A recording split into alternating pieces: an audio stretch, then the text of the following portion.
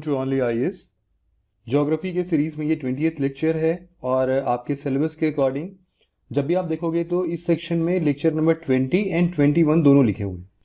और जब भी आप सिलेबस के टॉपिक्स उठा के देखोगे तो उसमें ऐसा हो रहा है कि लेक्चर 20 जो है वो नीचे वाले टॉपिक्स को कवर करेंगे और लेक्चर 21 जो है वो ऊपर वाले टॉपिक्स को कवर करेंगे। तो इसलिए कोई भी कंफ्यूजन आपके मन में ना हो, तो मैंने सोचा सबसे पहले आपको यही एड्रेस कर देता हूं। आज का जो हमारा स्पेसिफिक टॉपिक है ये आपके पूरे ज्योग्राफी के लिए बहुत ज्यादा इंपॉर्टेंट है। बहुत बढ़िया कंसेप्चुअल अंडरस्टैंडिंग के साथ आप इन सभी चीजों को समझने की कोशिश करना। बहुत सारे क्वेश्चंस के आंसर आज के लेक्चर से आपको मिल जाएंगे। बहुत सारी चीजों से लगभग सभी ज्योग्राफिकल फिनोमेना से आप इन सभी चीजों को रिलेट कर सकते हो, क्योंकि आज हम पढ़ने जा रहे हैं प्रेशर बेल्ट्स या फिर इसी सेक्शन में जो भी एटमॉस्फेरिक प्रेशर होता है या फिर जो विंड सिस्टम होता है, ये विंड सिस्टम आखिरकार कैसे वर्क करता है हमारे अर्थ के ऊपर। तो ये अपने आप में बहुत ही इंपॉर्टेंट एक कंडीशन बनाता है जिसके बेसिस पर कहीं ना कहीं बारिश होती है या फिर कौन से विंड चलते हैं, किस डायरेक्शन में चलते हैं, क्यों बनते हैं ऐसे विंड। इन सब के बारे में आज हम इस लेक्चर में समराइज करके पढ़ेंगे इन सब चीजों को कि आखिरकार प्रेशर बेल्ट्स क्या होते हैं। ये प्रेशर एटमॉस्फेरिक प्रेशर जो हम बहुत दिनों से चर्चा करते आ रहे हैं और बहुत बार ऐसे प्रेशर बेल्ट्स के लिए मैंने आपको बोला है कि हाँ क्लाइमेटोलॉजी वाले चैप्टर में हम इसको पढ़ेंगे। तो वो दिन आज आ गया है कि क्लाइमेटोलॉजी वाले चैप्टर में हम इन प्रेशर बेल्ट्स को अर्थ के ऊपर पढ़ने की कोशिश करें। ठीक है, तो ज्योग्राफी के इस सीरीज में हम क्लाइमेटोलॉजी यूनिट 4 को पढ़ रहे हैं और इसमें हम आज एटमॉस्फेरिक प्रेशर और उनसे जुड़ी हुई बातों के बारे में चर्चा करेंगे।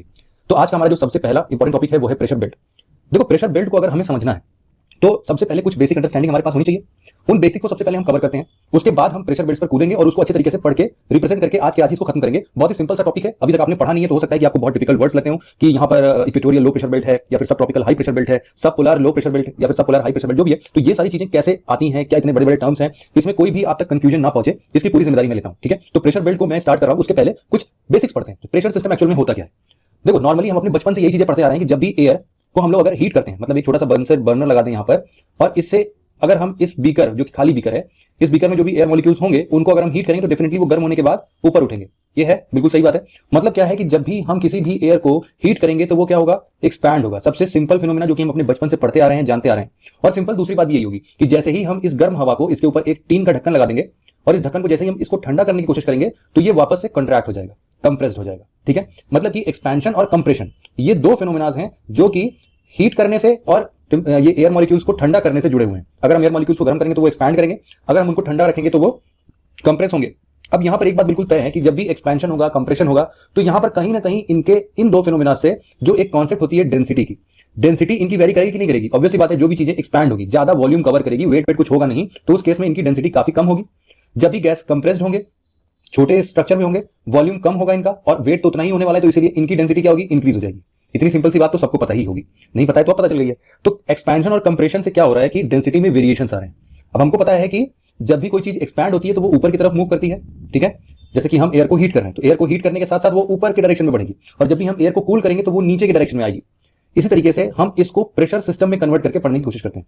तो ये जो एटमॉस्फेरिक प्रेशर है, आखिरकार इसी की वजह से एयर का मूवमेंट होता है। अब ये एयर का मूवमेंट भी आप देखोगे ना तो दो तरीके से होता है। एक तो होगा जो कि हॉरिजॉन्टल मोशन में होंगे और एक होगा जो कि वर्टिकल मोशंस में होंगे।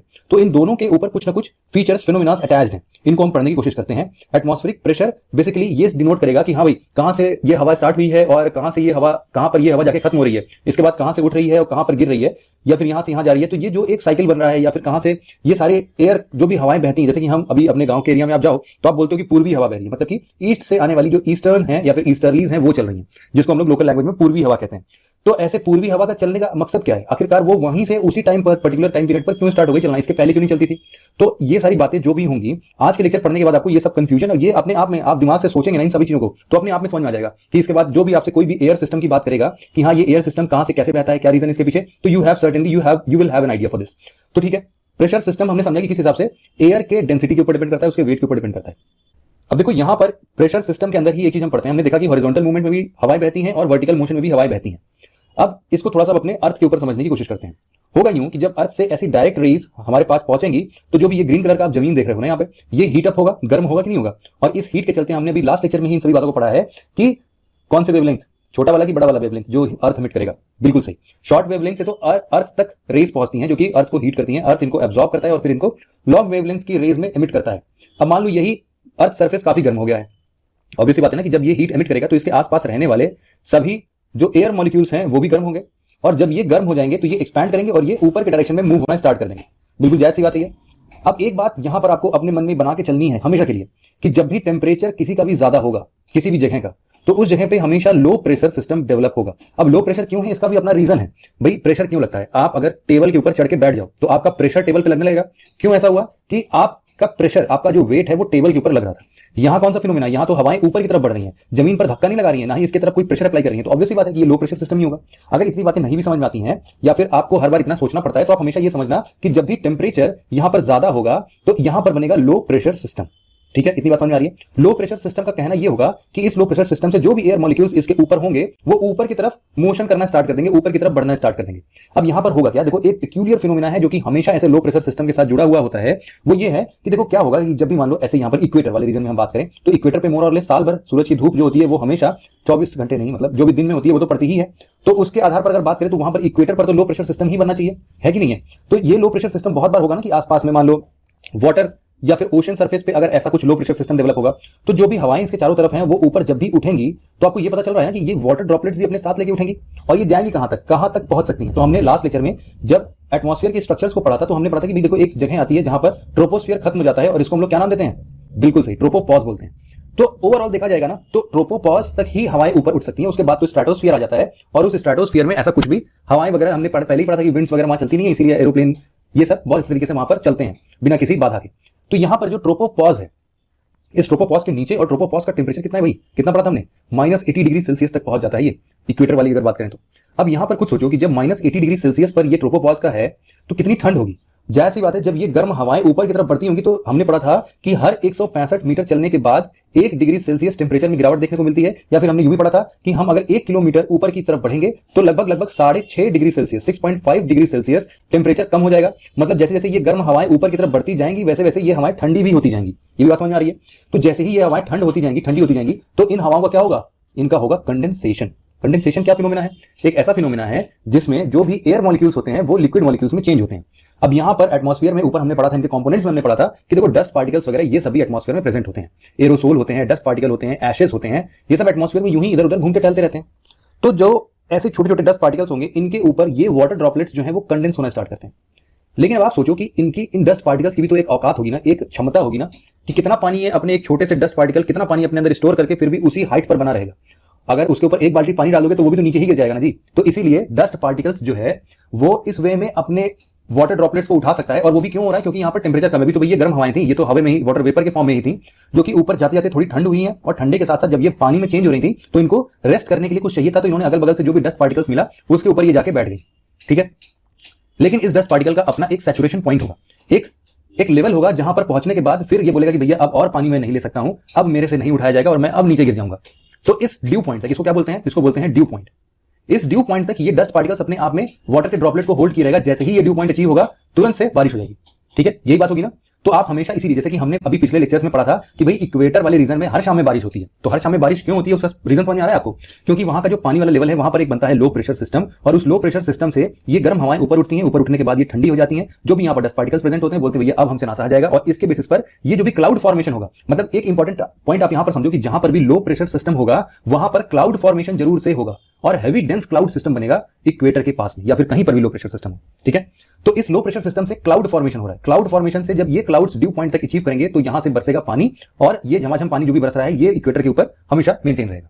इतनी बात समझ में आती है कि जहां पर लो प्रेशर सिस्टम होगा वहां पर बादल होते हैं। इसका रीजन आपको कोई भी पूछेगा तो आप आराम से बता सकते हो, लिख सकते हो। ठीक है, अब इसी तरीके से एक और सिस्टम पढ़ने की कोशिश करते हैं, इसका जस्ट ऑपोजिट प्रेशर सिस्टम। अभी तो हमने लो प्रेशर सिस्टम पढ़ा, अब हाई प्रेशर सिस्टम पढ़ के देखते हैं। अब देखो हाई प्रेशर सिस्टम में क्या होगा कि यहां पर सन के स्लैंट रेस पहुंचेंगी। स्लैंट रेस के चलते यहां पर अपने आप में जो भी जमीनें हैं यहाँ की वो उतनी गर्म नहीं हो पाएंगी जितनी गर्मी यहाँ की हो पाती है। और साथ ही साथ ऐसा भी होता है कि ये एयर जब भी ऊपर की तरफ आगे बढ़ता है तो इसमें केवल वाटर वेपर ही तो होगा नहीं, क्योंकि बारिश के चलते नीचे आ जाए। इसमें और भी हवाएं तो प्रेजेंट होंगी ना, गर्म हवाएं, जो कि ऊपर जाने के बाद ट्रोपोपॉज रीजन में टकराएंगे नहीं, मतलब ये डाइवर्ज हो जाएंगी अपने अपने हाइट पे। तो उतना ऊपर, मतलब 10 किलोमीटर 18 किलोमीटर ऊपर जाके ये डाइवर्ज होंगे। जब भी ये डाइवर्ज होंगे तो ये डाइवर्ज होने के साथ साथ कहीं ना कहीं तो वापस से गिरेंगे ही ना नीचे, क्योंकि कहीं ना कहीं जब ठंडे हो जाएंगे तो इनकी डेंसिटी ज्यादा हो जाएगी, फिर ये गिरने लगेंगे। तो इस बेसिस पर क्या होगा, जहां पर भी ये ऐसा गिरने वाला काम करेंगे कि भाई अब हम बहुत भारी हो चुके हैं, अब हमसे और एटमॉस्फेयर में उड़ते हुए नहीं बनेगा और हम धरती की तरफ आ रहे हैं, तो जैसे ही ये अर्थ के सरफेस के पास पहुंच रहे होंगे तो यहां पर एक प्रेशर सिस्टम डेवलप होगा कि नहीं, ये प्रेशर हाई प्रेशर होगा, इसीलिए यहां का प्रेशर ज्यादा होगा, टेम्परेचर कम होगा क्योंकि ठंडी हवाएं नीचे आ रही हैं। तो क्या समझ में आता है, जहां पर भी टेम्परेचर कम होगा वहां पर डेवलप होगा हाई प्रेशर सिस्टम, और हाई प्रेशर सिस्टम के लिए जो भी हवाएं होती हैं वो नीचे की तरफ सिंक करती हैं। ठीक है, और यहां पर चूंकि सिंक करती हैं तो बारिश वजह से कोई भी टेंशन नहीं है, हमेशा आपको क्लियर स्काई दिखेगा। ठीक, हमेशा धूप चमकती हुई होगी, चूंकि स्लैंट रेस नहीं पड़ रही है तो इतनी गर्मी नहीं होगी, लेकिन फिर भी स्काईज जो होंगे वो बिल्कुल क्लियर होंगे। और ये जो भी स्काई क्लियर होने का मतलब क्या होता है कि यहां पर बारिश वगैरह नहीं होगी। मतलब क्या है, जहां पर बारिश नहीं होती वो कौन सा रीजन बनाता है, वो बनाता है डिजर्ट रीजन। तो आपको देखने को भी आगे मिलेगा भी कि जहां पर भी हाई प्रेशर सिस्टम हमने पढ़ा, उस हाई प्रेशर सिस्टम पर डिजर्ट्स देखने को मिलेंगे आपको। तो हमने जो एक क्वेश्चन 2-3-4 क्लास पहले पढ़ा था कि डिजर्ट फॉर्मेशन में किस हिसाब से ओशनिक करंट का एक रिस्पॉन्सिबल रीजन होता है, रीजन रिस्पॉन्सिबल होता है। तो उसके लिए एक तो हमने डेसिकेटिंग इफेक्ट पढ़ा था कि कोल्ड विंड या फिर कोल्ड करंट का, कोल्ड ओशनिक करंट्स के डेसिकेटिंग इफेक्ट से डिजर्ट फॉर्मेशन होता है। और दूसरा ही हमने एक और वहां पर रीजन पढ़ा था कि वहां पर बनता है हाई प्रेशर सिस्टम। अब ये जो हाई प्रेशर सिस्टम है वो कैसे रिस्पॉन्सिबल है इस चीज के लिए, वो अब आप समझ पा रहे होंगे कि भाई बारिश ही नहीं होती वहां पे। जब बारिश ही नहीं होगी तो ऑब्वियस सी बात है ना, एरिया जो है वो ड्राई हो जाएगा। और जब भी ये एरिया ड्राई होगा तो दिन पर दिन जो भी डिग्रेडेशन प्रोसेस होगा, उस डिग्रेडेशन के चलते वहां पे डिजर्ट बन जाएगा। ठीक है, तो इतनी बात प्रेशर सिस्टम के अंदर आपको बढ़िया तरीके से समझ में आ गई है। अब हम कुछ और बेसिक कॉन्सेप्ट्स की बात करेंगे जिसके अंदर हम लोग एयर प्रेशर को पढ़ रहे हैं, एयर प्रेशर कैसे मेजर करते हैं, और जो भी हम प्रेशर सिस्टम में वर्टिकल वेरिएशन और हॉरिजॉन्टल वेरिएशन के बारे में पढ़ना चाह रहे थे उनके बारे में पढ़ेंगे। यहीं पर हम पढ़ लेंगे प्रेशर बेल्ट, और उसके बाद कुछ और सर्टेन कंडीशंस की क्लोज्ड आइसोबार या फिर क्लोज्ड प्रेशर सेंटर क्या होते हैं, और सी लेवल प्रेशर का ये वर्ड डिस्ट्रीब्यूशन क्या है। सिंपल इतनी ही बातें आज के लेक्चर में हमें करनी है। तो सबसे पहले क्या है एयर प्रेशर। अब एयर प्रेशर का हमने ऑलरेडी इस चीज को पढ़ा कि जहां पर भी कोल्ड एयर होगा और जहां पर भी वार्म एयर होगा, ये वार्म एयर ऊपर उठेगा और कोल्ड एयर नीचे की तरफ आएगा। यहां पर इस डायग्राम से कंफ्यूज नहीं करना है कि ये सबसाइड कर रहा है तो यहां पर बादल वगैरह बने हुए हैं, बिजली कड़क रही है, इससे नहीं। आप सिंपल समझो कि देखो एयर के पास क्या है, अपना मास है, तो मतलब कि अपना वेट है। इसी वेट की वजह से वो प्रेशर अप्लाई करता है। और इसी जब हमने ये भी पढ़ा था ना कि 1 सेंटीमीटर एरिया में जो भी प्रेशर अप्लाई होता है वो कितना होता है, लगभग 1034 ग्राम पर सेंटीमीटर स्क्वायर। ये जो भी एक प्रेशर सिस्टम डेवलप हो रहा है, अपने ग्राम कितना इसका वेट चल रहा है, कितना फोर्स अप्लाई करता है वो 1 सेंटीमीटर एरिया पे, उसको हम लोग बोलते हैं एटमॉस्फेरिक प्रेशर। तो एटमॉस्फेरिक प्रेशर को हम लोग और कौन कौन से यूनिट में मेजर करते हैं। देखो यहां पर जैसा कि मैं बता रहा था आपको कि यहां पर क्रेस्ट और ट्रफ्स बनते हैं हमेशा, कि जो भी विंड सिस्टम चलती है वो हवाएं ऐसे बहेंगी, ऐसे चल रही है, तो यहाँ हाई प्रेशर सिस्टम है तो ऊपर पहुंच गई। ऊपर पहुंचने के साथ साथ ये हाई प्रेशर सिस्टम जो है ये यहां वाला बता रहा है, और यहां पर क्या होगा कि एयर सबडक्ट करना स्टार्ट कर जाएगी, यहीं से सबडक्शन स्टार्ट होगा। फिर कहीं पर भी ऐसे ट्रफ आता होगा तो यहां पर लो प्रेशर सिस्टम होगा तो यहां से एयर राइज करना स्टार्ट करेगी। ये अगर नहीं भी आप समझते तो कोई इशू नहीं है, जो मैंने पहले भी समझाया उसको आप अच्छी तरीके से समझो। बात कर रहे थे कि एटमॉस्फेरिक प्रेशर आखिरकार मेजर कैसे करते हैं और कौन से यूनिट में करते हैं। देखो किसी भी जगह चले जाओ, किसी भी टाइम पर चले जाओ, तो वहां पर एयर प्रेशर कुछ ना कुछ तरीके से मेजर किया जाता होगा। ये क्या होगा कि देखो आप ये एक्सपेरिमेंट आप लोग बचपन में करते भी होंगे, बैरोमीटर का एक्सपेरिमेंट कैसे करते हो मैं आपको समझाने की कोशिश करता हूं। क्या होता है कि केमिस्ट्री लैब वाले एक ग्लास ट्यूब को हम लोग ले लेते हैं जो कि उसकी लेंथ काफी ज्यादा हो। ज्यादा इसलिए बोल रहा हूं क्योंकि वो आप देखते होंगे कि पतला सा एक ट्यूब होता था, उसका नाम मुझे नहीं याद आ रहा है कि क्या ट्यूब का नाम उसको बोलते थे। हम अपने क्लासेस में आप लोगों ने एक्सपेरिमेंटेशन किए होंगे, बहुत पतला सा और बहुत बड़ा सा ऐसे 2 ट्यूब लगाते थे जिसके अंदर प्रेशर वगैरह हम लोग मेजर करते थे। तो इस पतले से मुझे लगता है कि लगभग ये 1 मीटर का लंबा रॉड हुआ करता था, ग्लास का रॉड, बहुत ही पतला, इतना पतला या फिर आपके एक छोटी वाली उंगली के बराबर पतला ये हुआ करता था। अब इसमें आपको करना क्या है, सिंपल तरीका ये है कि अगर आपको पता करना है कि मान लो यहां पर ये जो पानी है, इस पानी पर कितना आप प्रेशर अप्लाई कर रहे हो, तो आप क्या करो कि इसमें पानी भरो इस वाली ट्यूब में, और इसको ऐसा भरो कि यहां पर कोई भी ड्रॉप्स वगैरह ना आ जाए। ठीक है, अब क्या करो आप कि इसको वापस एक अंगूठे से यहां पर किसी भी चीज से दबा दो, इसको उल्टा करो और पानी, इस ट्यूब को उल्टा करके किसी भी एक जगह पानी में प्रेशराइज, मतलब जो भी पानी होगा उसमें इसका मुंह जो भी थंब से आपने प्रेस किया है उसको हटा दो। तो क्या आपको लगता है कि इस ट्यूब में जितना भी पानी भरा होगा वो सबका सब नीचे गिर जाएगा? नहीं, ऐसा नहीं होगा। क्यों नहीं होगा? क्योंकि ये जो भी एयर प्रेशर, जितना एयर प्रेशर इस पानी पर लग रहा होगा यहां ऊपर तरीके से, उतना ही प्रेशर को कंपेंसेट करने के लिए ये इस ट्यूब के अंदर भी प्रेशर अप्लाई करेगा जो कि एटमॉस्फेरिक प्रेशर के बराबर ही होगा। तो आप देखोगे कि अगर पानी का लेवल थोड़ा ज्यादा होता है तो थोड़ा तो नीचे आएगा, लेकिन उसके साथ साथ एक सर्टेन लेवल मेंटेन करेगा। इसी ऐसे इंस्ट्रूमेंट को, जहां पर अब इतनी टेक्निकलिटी तो इन्वॉल्व नहीं होगी, लेकिन ऐसा एक इंस्ट्रूमेंट आता है, तो ऐसे इंस्ट्रूमेंट को हम लोग बोलते हैं बैरोमीटर। और बैरोमीटर से ही हम ऐसे एटमॉस्फेरिक प्रेशर को मेजर करते हैं, और ये मेजर करते हैं हम लोग मिली बार्स में, जिसको हम लोग शॉर्ट फॉर्म में एमबीज बोलते हैं। मिली बार्स मतलब एमबी, वो आपके डेटा वाला एमबी नहीं, एमबी केबी जीबी, ये मिली बार्स वाला एमबी है जो कि प्रेशर को डिनोट करता है। जो भी मेट्रोलॉजिस्ट होते हैं ना वो इसी एमबी को ही यूज करते हैं। ठीक है, तो क्या किया हमने इस एक्सपेरिमेंट में, मैं फिर से आपको एक बार बताता हूं कि आप सबसे पहले पतला सा लंबा सा वो जो मैं अभी ग्लास वाला ट्यूब बता रहा था, उसमें आप बिल्कुल बढ़िया से पानी भरो कि कोई भी बबल्स वगैरह इसके अंदर ना हो। जब पूरा आपने एकदम पानी भर दिया, इसको अपने थंब से प्रेस करो यहाँ पर, सॉरी अभी तो ट्यूब में मालूम नल से आप पानी भर रहे हो तो ट्यूब का ओपन माउथ तो यहाँ पर होगा, यहाँ पर अपने थंब से प्रेस करो ताकि इससे से एक बूंद भी पानी बाहर ना निकल पाए। अब क्या करो, इसको पलट दो। इसको पलटने के बाद इसका माउथ जो है वो एक बाल्टी पानी के अंदर ले जाके तब इसका मुंह से अपने अंगूठे को हटाओ। तो क्या होगा कि ये ट्यूब में ना, जब ये ट्यूब पूरी पलट जाएगा तो कुछ सेक्शन ऑफ पानी जो हट रहा है ना, वहां पर तो वैक्यूम क्रिएट होगा, और इसके चलते जो भी बाल्टी वाले पानी में जितना भी प्रेशर लग रहा होगा उसको बाहर निकलने के लिए कोई ना कोई रास्ता तो चाहिए होगा ना, तो वो ट्यूब वाले रास्ते को पकड़ता है और सारा का सारा प्रेशर सिस्टम यहाँ पर डेवलप करता है। तो जितना प्रेशर, जितना एटमॉस्फेरिक प्रेशर इस बाल्टी वाले पानी को लग रहा होगा उतना ही प्रेशर ये अंदर अंदर पूरा ट्यूब में भेज देता है। तो इसके चलते क्या होता है कि पूरा का पूरा पानी जो है वो नीचे नहीं आ पाता है, बल्कि एक सर्टेन हाइट तक आएगा नीचे और फिर वो रुक जाएगा। जो भी हाइट होती है हम बोलेंगे कि भाई हाँ इतना mm जो है ये हाइट है इसकी और इस हिसाब से ये प्रेशर है यहाँ का। तो ऐसा कुछ मेजरमेंट होता है बैरोमीटर के अंदर भी। तो यहां पर जो 1 मिली बार की हम बात कर रहे थे, तो इसका मतलब ये है कि अगर 1 सेंटीमीटर स्क्वायर मतलब कि एक छोटे से एरिया में अगर 1 ग्राम का फोर्स लगता है तो मतलब इसका है कि वो 1 मिलीग्राम प्रेशर अप्लाई कर रहा है। सिंपल सी बात है, ठीक है। नॉर्मल प्रेशर जो होता है ना हम लोग उसको मिलीबार्स में या फिर हम इसको क्या बोलते हैं mm ऑफ HGs। HG यहां पर मरकरी है, तो इतना mm ऑफ मरकरी से भी हम इस चीज को रिप्रेजेंट कर सकते हैं, ठीक है। तो उसमें जो भी लिक्विड वगैरह होते हैं वो मरकरी यूज हो जाते हैं, तो उसके चलते जो भी 76 mm आता है उसको हम लोग मरकरी के हिसाब से प्रेशर सिस्टम को डेवलप करते हैं। मतलब मोर और लेस आपको समझ में आ गया कि हाँ भाई एयर सिस्टम को, एयर प्रेशर को मेजर करने के लिए कुछ ना कुछ डिवाइस आता है जिसका नाम है बैरोमीटर, और बैरोमीटर में कुछ इस हिसाब से एटमॉस्फेरिक प्रेशर को हम लोग मेजर करते हैं। बात करते हैं वर्टिकल वेरिएशन ऑफ प्रेशर की। किस हिसाब से हम एटमॉस्फेयर में ऊपर ऊपर चलते जाएंगे, बढ़ते जाएंगे ऊपर, तो प्रेशर सिस्टम पर क्या प्रभाव पड़ेगा। देखिए इसकी चर्चा तो हमने लास्ट लेक्चर में भी कर ली थी कि जैसे जैसे हम टेम्परेचर के हिसाब से ऊपर ऊपर बढ़ते जाते हैं तो प्रेशर जो है वो ट्रोपोस्फियर वाले एरिया में बेसिकली वो तो डिक्रीज ही करेगा, ठीक है। और ऊपर जाते हैं, अब आप ये समझोगे या तो ट्रोपोस्फियर की अगर हम बात करें तो लगभग लगभग पोलार रीजन में ये 10 किलोमीटर ऊपर होता है, 8 किलोमीटर ऊपर होता है, और इक्वेटर पर ये लगभग 18 किलोमीटर होता है। ऑन एन एवरेज अगर हम बात करते हैं तो ये 10 किलोमीटर के आसपास आता है। तो यहां पर बिल्कुल टॉप पर जहां ट्रोपोपोज की बात हो रही है वहां पर चीजें काफी ठंडी होती है, -80 डिग्री सेल्सियस तक का वहां पर टेम्परेचर होता है। तो जितने भी वाटर वेपर हैं वो सब क्लाउड्स और डस्ट पार्टिकल्स ये सब मिलकर कंडेंस होते हैं और यहाँ पर बारिश वगैरह होती है। तो इसके चलते क्या हो रहा है, ट्रोपोस्फियर की जो एक पर्टिकुलर हाइट थी, इस हाइट के चलते प्रेशर सिस्टम पर क्या प्रभाव पड़ता है, प्रेशर जो है वो हाई हो जाएगा। मतलब कि एक तो ये भी सिस्टम है कि जहां पर जमीन पर लो प्रेशर सिस्टम होगा उसके जस्ट ऊपर वाले सेक्शन पर जहां से एयर डिसेंट होगी, आगे चलेगी, बढ़ेगी इधर उधर, वहां पर हाई प्रेशर सिस्टम डेवलप होगा। और इसी तरीके से हमेशा विंड जो है वो हाई प्रेशर सिस्टम से किसी न किसी लो प्रेशर सिस्टम तक बहता रहेगा, हॉरिजॉन्टली, वर्टिकली, जो भी आप कह रहे हो, ठीक है। ओके, वर्टिकल डायरेक्शन में तो क्या होगा, लो प्रेशर से हाई प्रेशर की तरफ जाएगा और यहां से हाई प्रेशर के से लो प्रेशर की तरफ जाएगा जब इसको नीचे की तरफ सबडक्ट करना है, जब ये ठंडी हो रही है। तो मतलब अगर टेम्परेचर बढ़ रहा है तो लो प्रेशर से हाई प्रेशर की तरफ जाएगा, और जब कम हो रहा है तो ये मतलब टेम्परेचर जब कम हो रहा है तो हाई प्रेशर से लो प्रेशर की तरफ आएगा। ये तो वर्टिकल डिस्ट्रीब्यूशन है। और वर्टिकल वेरिएशन ऑफ प्रेशर के अंदर में हवाओं का क्या डायरेक्शन होता है उसको भी हमने पढ़ा। अब यहां पर आप खुद ही एग्जांपल के थ्रू देखो कि जिस हिसाब से सी लेवल में की हाइट हम बढ़ाते जा रहे हैं, भाई ये एक तो सी लेवल था एकदम 0 किलोमीटर पर, इसके बाद हमने क्या पढ़ा, इसके बाद हमने देखा कि मानो 1 किलोमीटर ऊपर चले गए, 5 किलोमीटर, 10 किलोमीटर, ऐसे ऊपर जाते जा रहे हैं।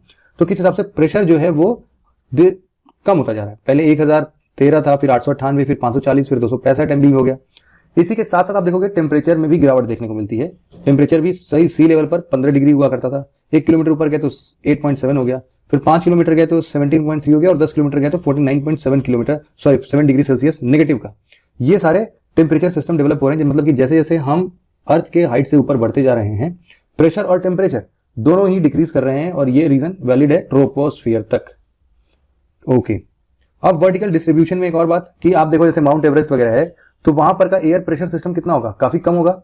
तो आप देखोगे कि केवल और केवल मात्र 2/3 एयर प्रेशर जो है वो एवरेस्ट पर होता है। मतलब कि जो भी सरफेस पर, सी लेवल पर अगर एटमॉस्फेरिक प्रेशर 100% है तो माउंट एवरेस्ट की चोटी पर पहुंचोगे तो वहां पर हार्डली आपको 66 या 67% ही आपको एयर प्रेशर मिलेगा।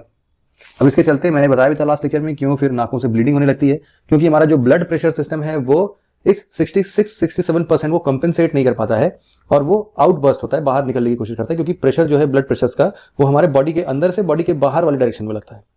इतनी बात समझ में आ गई। ओके, अब ये देखो जो प्रेशर सिस्टम है या फिर हम जो भी प्रेशर की बात कर रहे हैं ये तो हाइट के साथ साथ घटता बढ़ता रह रहा है, मतलब कांस्टेंट तो बिल्कुल भी नहीं है। इसके अलावा यहां पर देखो कि जो भी वेरिएशन होगा कि कितना प्रेशर आ रहा है ये बैलेंस करेगा कौन सा, एक तो गर्म हवाएं जो कि ऊपर की तरफ राइज करती हैं और साथ ही साथ ग्रेविटेशनल फोर्स, इन दोनों का बैलेंसिंग फोर्स लगेगा, तब जाके हम बताएंगे कि हाँ इस वाले हाइट पे प्रेशर इतना था, इसके ऊपर वाले हाइट पे प्रेशर थोड़ा सा और कम हो गया। इस हिसाब से वर्टिकल वेरिएशंस होते रहते हैं। अब समझो क्या होगा कि जब भी ग्रेविटी किसी भी डस्ट पार्टिकल्स पे या फिर एयर के मॉलिक्यूल्स पे लगेंगी तो वो उसको नीचे की तरफ खींचेंगी, और नीचे की तरफ खींचने के साथ साथ आप देखोगे कि उसकी डेंसिटी जो है थोड़ी ज्यादा हो जाएगी। मतलब कि जो भी डेंस एयर होते हैं वहीं पर हाई प्रेशर सिस्टम बनता है, और उसके पीछे का रेस्पॉन्सिबिलिटी, उसके पीछे का रीजन भी हमने पढ़ने की कोशिश की।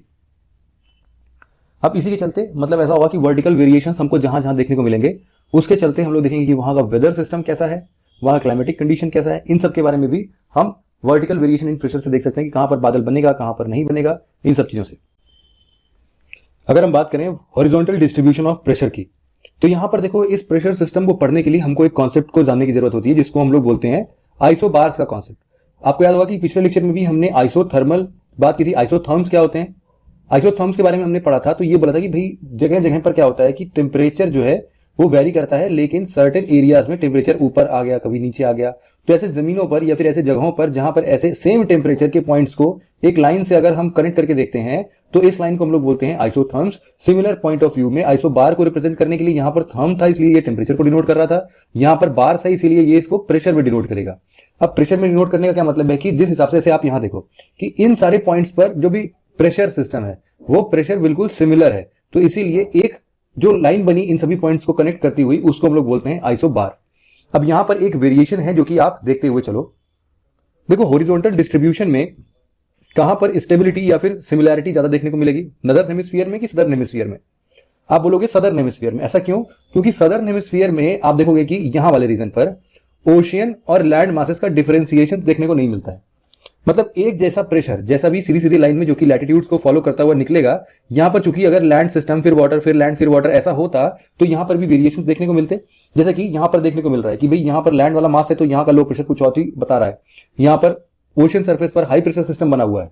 तो ऐसी तरीके से प्रेशर सिस्टम भी ऐसे ही लैटिट्यूड्स के बेसिस पर हम इसको डिस्टिंक्ट कर सकते हैं।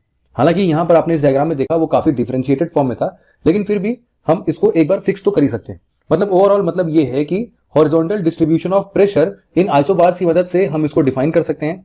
और अगर आइसोबार्स के बीच की स्पेसिंग काफी कम हो जाएगी तो हमको पता चलेगा कि जो भी ये ग्रेडियंट है ना, प्रेशर का ग्रेडियंट, वो काफी ज्यादा है। ज्यादा होने का मतलब है कि बहुत तेजी से प्रेशर कम हो रहा है, बहुत तेजी से प्रेशर बढ़ रहा है।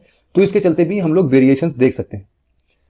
एक क्या होता है प्रेशर बेल्ट। प्रेशर बेल्ट क्या होगा कि एक आइडेंटिफाइबल जोन होगा जहां पर डिस्टिंक्ट प्रेशर क्रिएट होगा। जैसे कि आप देखो इतना एरिया जो है ये एक लो प्रेशर सिस्टम बना रहा है, तो ये एरिया क्या होगा, लो प्रेशर बेल्ट। इसी तरीके से ये एरिया देखो, ये ओशन पर क्या बन रहा है, ये हाई प्रेशर सिस्टम बन रहा है, तो इसीलिए यहां पर बन रहा है हाई प्रेशर बेल्ट। इस तरीके से यहां पर भी हाई प्रेशर बेल्ट, यहां पर भी हाई प्रेशर बेल्ट, यहां पर भी हाई प्रेशर, यहां पर भी हाई प्रेशर। इस तरीके से जो एक डिस्टिंक्ट एरिया के अंदर जो भी एक प्रेशर सिस्टम डेवलप हो जाता है, उसी प्रेशर सिस्टम को हम लोग प्रेशर बेल्ट का नाम देते हैं। अब यहां पर अर्थ की अगर बात करेंगे तो मोटे मोटे तौर पर ऐसे 7 प्रेशर बेल्ट्स हैं मोटे मोटे, जिनको हमें पढ़ना बहुत जरूरी है। इनमें से पढ़ना तो हमें केवल 4 ही होता है। क्यों? क्योंकि बाकी ये जो 3 है यही साउथ पोर्शन में भी इनके रेप्लिकाज होते हैं। तो सेंटर में होता है इक्वेटर, इक्वेटर को हम लोग बोलते हैं इक्वेटोरियल लो। इसके ऊपर बढ़ते हैं तो एक आता है सब ट्रॉपिकल हाइज, इसके और ऊपर बढ़ते हैं तो आता है सब ट्रॉपिकल लोज। मतलब जब यहां से ऊपर बढ़ने का काम है, मतलब नॉर्थ साइड में भी और साउथ साइड में दोनों जगह जाओगे तो ये वाला बनेगा सब ट्रॉपिकल हाइज। फिर इसके बाद थोड़ा सा और ऊपर और यहां पर बनेगा सब पोलार लोज, और बिल्कुल फाइनली पोलार हाइज। अल्टरनेट लो हाई चलता रहता है। ठीक है, अब इसमें हम लोग एक एक करके इन चीजों को पढ़ेंगे। उससे पहले हम समझें कि जो एटमॉस्फेरिक प्रेशर है ना, ये 2 वजहों से अर्थ के ऊपर देखने को मिलता है। एक को होता है थर्मल फैक्टर और दूसरा होता है डायनामिक फैक्टर।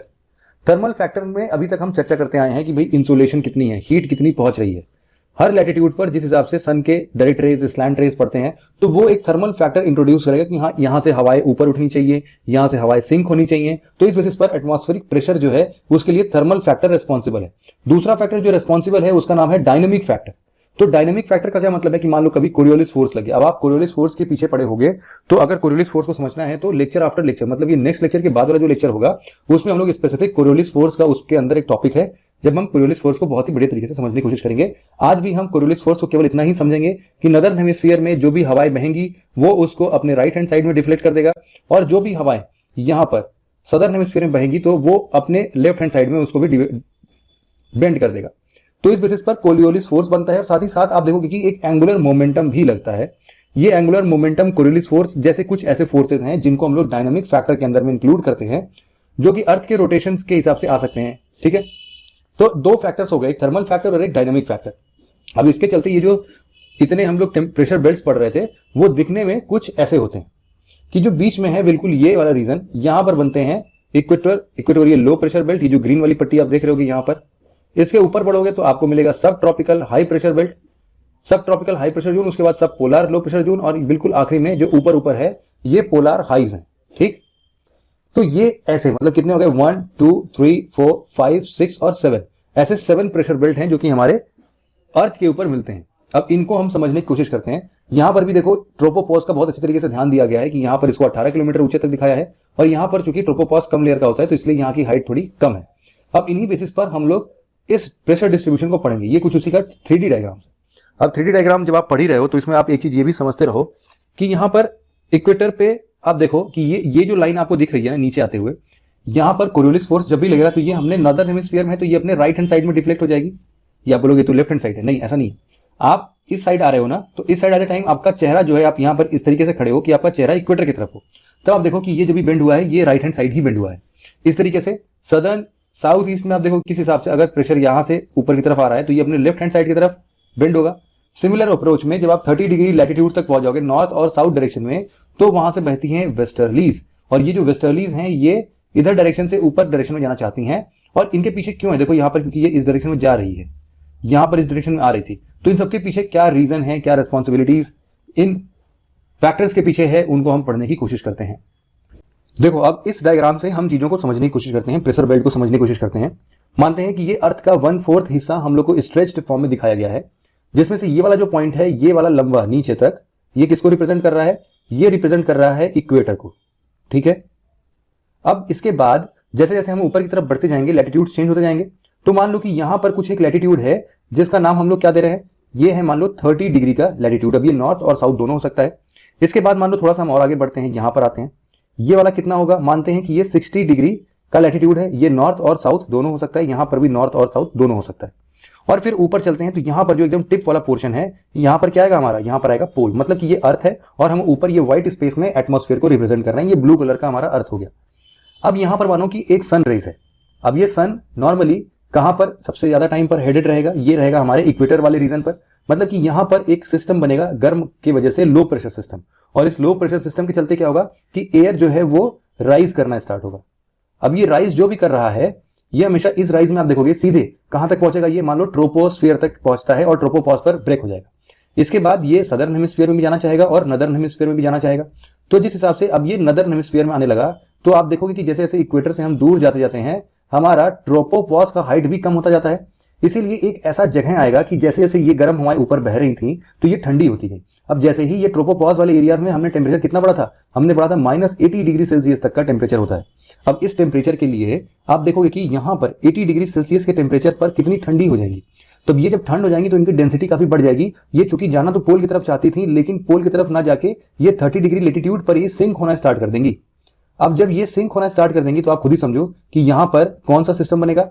ये एक सिस्टम था जिसमें हम लोग बोल रहे थे कि ये हमारा लो प्रेशर सिस्टम है, यहां पर बन रहा है हाई प्रेशर सिस्टम। ठीक है। अब क्या होगा कि जो भी यहां पर एयर सिंक हुई है वो या तो इस डायरेक्शन में बहना स्टार्ट करें या फिर इस डायरेक्शन में जाना स्टार्ट करें, दोनों ही सही है क्योंकि एयर सिंक होने के बाद दोनों ही डायरेक्शन में ट्रैवल करेंगी। तो आप समझो कि जब भी ये इस डायरेक्शन में जाती रहेगी तो इसी चीज को कंप्लीट करने के लिए हम ये वाला जो पूरा विंड का एक ये डायरेक्शन दिखा रहे हैं, और ये विंड जो है इसी को हम लोग बोलते हैं ट्रेड विंड्स। ठीक, ट्रेड विंड्स, या फिर हम इसको बोलते हैं ट्रेड ईस्टर्लीज। इतनी बात समझ में आ गई। अब ये जो ईस्टर्लीज हैं इस पे कोरियोलिस फोर्स का फर्क पड़ता है, जिसके बारे में अभी हमने इसके लास्ट वाले डायग्राम में भी देखा।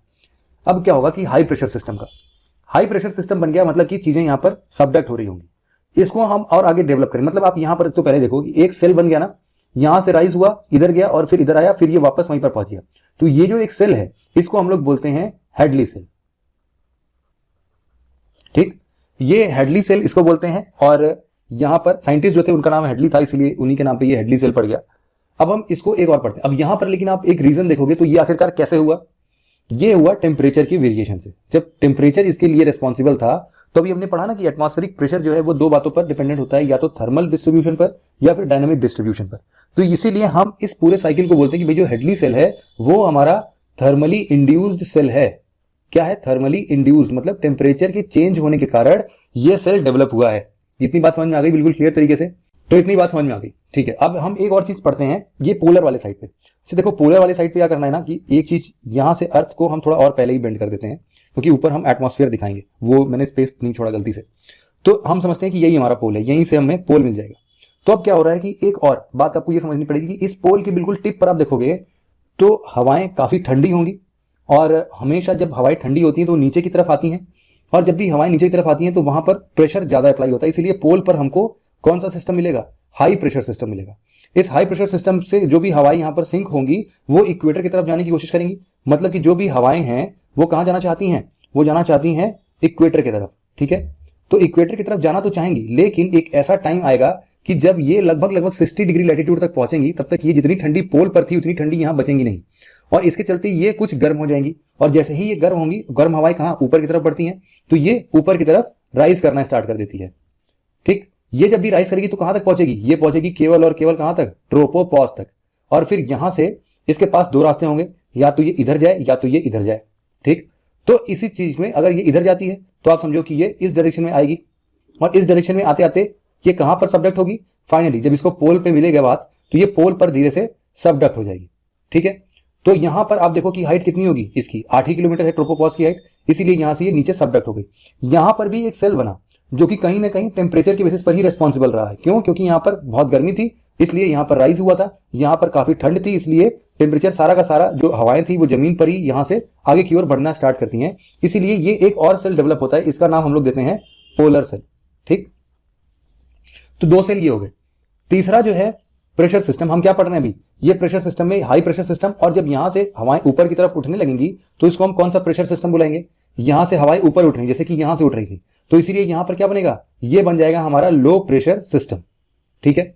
अब ये जो लो प्रेशर सिस्टम है, यहां पर हवाएं ऊपर की तरफ उठते हुए या तो इस डायरेक्शन में जाना चाहती हैं, और ऊपर उठने के बाद यहां पर सबडक्ट भी करेंगी, क्योंकि इधर से टकराना होगा इनका इस वाले एयर से, तो यहीं से ये वापस से टकरा के नीचे की तरफ आएंगी, और यहां से ऑलरेडी इस डायरेक्शन में मोशन चल ही रहा था, तो यहां से एक प्रॉपर आप देखोगे कि अच्छा खासा हमने एक और सेल डेवलप कर लिया। ये सेल लेकिन टेम्परेचर के द्वारा इंड्यूस नहीं हुआ है, ये तो जो पोलर सेल और हेडली सेल के बचे हुए पोर्शंस थे उस सेल को कंप्लीट करने के लिए एक और सेल बन जाता है एटमॉस्फेयर में, और इसका नाम हम लोग बोलते हैं फेरल सेल,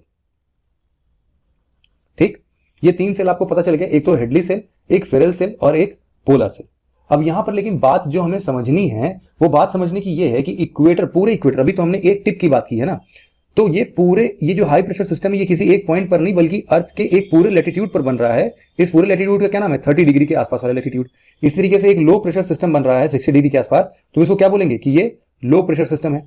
अब देखो ये चूंकि इक्वेटर वाला रीजन है तो इसीलिए हम लोग क्या बोलेंगे कि यहां पर जो भी लो प्रेशर सिस्टम बन रहा है इसका नाम होगा इक्वेटोरियल लो प्रेशर, और ये चूंकि एक बेल्ट के फॉर्म में है इसीलिए इक्वेटोरियल लो प्रेशर बेल्ट, ठीक है। उसके ऊपर आप देखोगे कि ये ट्रॉपिकल वाला रीजन है जो कि टेम्परेट और इस ट्रॉपिकल के बीच में है, तो मतलब कि यहां पर सब ट्रॉपिकल रीजन कुछ होगा, तो इसीलिए सब ट्रॉपिकल हाई प्रेशर बेल्ट बन जाएगा ये वाला, ठीक। अब आप देखो ये वाला तो पोलर था, तो पोलर के साथ साथ यहां पर हाई प्रेशर सिस्टम है तो ये पोलर हाइस बन जाएगा या फिर पोलर हाई प्रेशर बेल्ट बन जाएगा, और साथ ही साथ यहां पर जो लो प्रेशर बेल्ट है तो ये पोलर और टेम्परेट वाले रीजन्स को मिक्स कर रहा है, जोड़ रहा है, इसीलिए इसको हम लोग सब पोलर बोल देंगे कि ये भाई सब पोलर है। और यहां पर सिस्टम कौन सा है, लो प्रेशर सिस्टम। सब पोलर लो प्रेशर बेल्ट जो है वो 60 डिग्री नॉर्थ पे बनेगा। अब हमने क्या देखा कि जो भी हाई प्रेशर सिस्टम है वो कौन से लैटिट्यूड पे बन रहा है, लगभग 30 डिग्री लैटिट्यूड पे बन रहा है कि नहीं।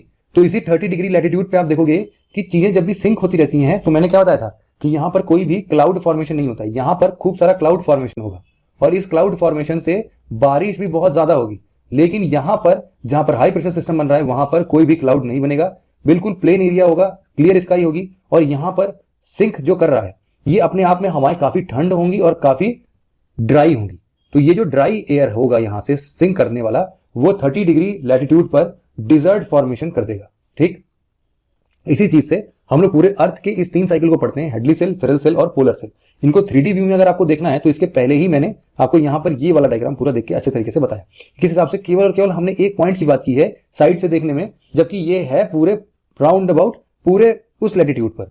तो इसीलिए जो बेल्ट सिस्टम बनता है वो बेल्ट सिस्टम कैसे बनता है, एक तो बनता है इक्वेटोरियल लो प्रेशर बेल्ट, फिर एक बनता है सब ट्रॉपिकल हाई प्रेशर बेल्ट, सब पोलर लो प्रेशर बेल्ट और पोलर हाई प्रेशर बेल्ट।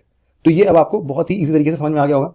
यहां पर बस आपको ध्यान देना है कि जब देखो जब ये वाली हवाएं रेड कलर की जो हवाएं हैं ये इस डायरेक्शन में आ रही थी तो यहां पर इसको कोरियोलिस फोर्स लगेगा और ये अपने राइट हैंड साइड डिफ्लेक्ट होंगी। इसी तरीके से जब यहां पर सिंकिंग हो रही थी एयर की तो ये इस डायरेक्शन में आ रहा था, तो इस डायरेक्शन से क्या हुआ कि हमेशा विंड जो है अपने राइट की तरफ डिफ्लेक्ट करेगा, तो मतलब अपने वेस्ट इंड से ईस्ट इंड तक पहुंचेगा, मतलब ये वेस्टर्लीज है।